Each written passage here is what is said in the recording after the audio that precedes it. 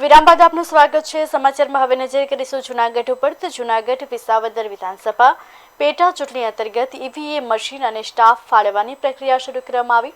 કુલ 294 મતદાન મથકનો સમાવેશ કરવામાં આવ્યો છે। વહીવટી વિભાગનો 1500નો સ્ટાફ ફાળવવામાં આવ્યો છે। 800થી વધુ પોલીસ કર્મીનો સ્ટાફ મતદાન મથકો પર તૈનાત રહેશે। પોલીસ ઉપરાંત એસઆરપીની 3 ટુકડી તૈનાત રહેશે। સીએપીએફની 4 ટુકડી તૈનાત રહેશે। વિસાવદર વિધાનસભા પેટા ચૂંટણી અંતર્ગત 161 ગામડાઓમાં સમાવેશ કરવામાં આવ્યો છે।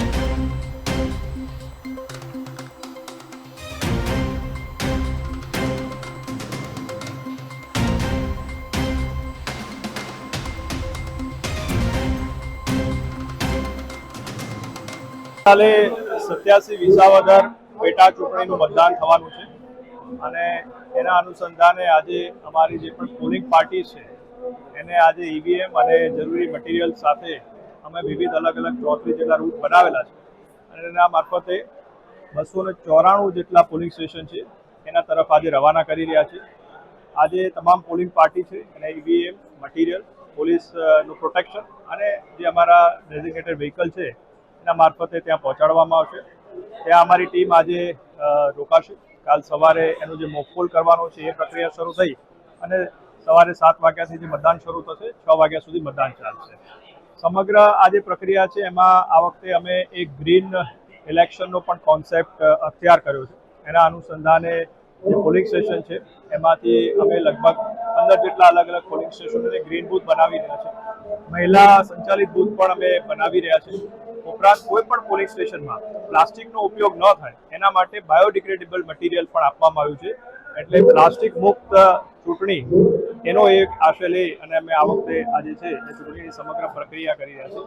લો એન્ડ ઓર્ડરની સ્થિતિ હોય કે ટ્રેનિંગની સ્થિતિ હોય કે વિવિધ રાજકીય પક્ષો સાથેના સંકલનની બાબત હોય તો તમામ સાથે સંકલન કરી અને જરૂરી ફ્રી અને ફેર મેનરમાં ઈસીઆઈની જે ગાઈડલાઈન છે એનું અનુસંધાને આ સમગ્ર કાલે 87 વિસાવદર પેટા ચૂંટણીનું મતદાન થવાનું છે અને એના અનુસંધાને આજે અમારી જે પણ પોલિંગ પાર્ટી છે એને આજે ઈવીએમ અને જરૂરી મટીરિયલ સાથે અમે વિવિધ અલગ 34 જેટલા રૂટ બનાવેલા છે।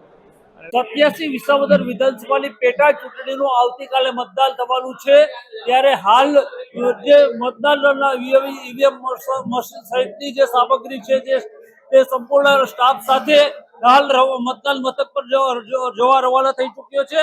157 થી વધારે ગામડાની અંદર 294 જેટલા બૂથ ઉપર આ સ્ટાફ છે તે રવાના થશે।